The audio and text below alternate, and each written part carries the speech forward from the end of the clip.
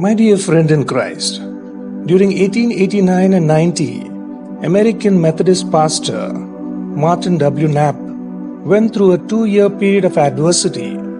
He and his family were hit very, very hard by disease and financial crisis. And the worst blow in his life came on September 5th, 1890, when his wife Lucy died after prolonged illness, leaving him with 2 little children. He went on his knees before God and he saw a vision of a rough piece of marble and a sculptor grinding and chiseling it. He saw the dust and the chips fill the air. But suddenly he noticed a beautiful image beginning to appear, and the Lord spoke to him, "Son, you are that beautiful piece of marble. I have an image in my mind and I desire to produce it in your character, but I will do so if you are willing to stand the grinding. But I will stop. I will stop right now if you so desire." Martin Knapp broke down, saying, "Lord, continue the chiseling and grinding." And from then on, there was no turning back. Martin Knapp went on to author many books, pamphlets and hymns, and he founded several spiritual institutions and prayer camps, and he became an immense source of strength and inspiration to many in their trials and tribulations.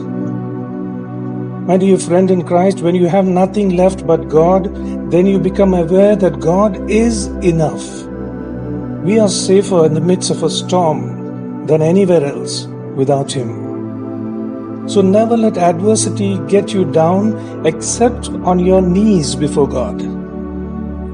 St. James writes in his letter, "Consider it pure joy, my brothers and sisters, when you face trials of many kinds, because you know that the testing of your faith produces perseverance.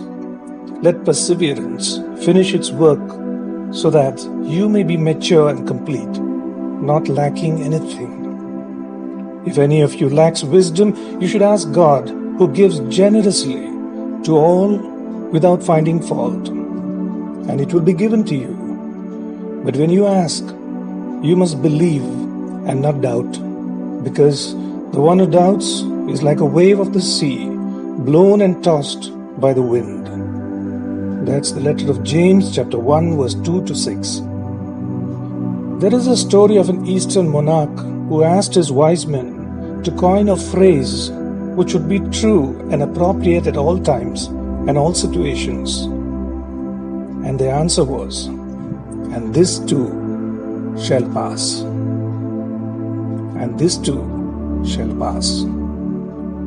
My dear friend in Christ, it is good to realize that when we are at the end of the rope, God is holding the other end. May the Lord bless you and give you strength in your trials and tribulations. May you have a good and godly day.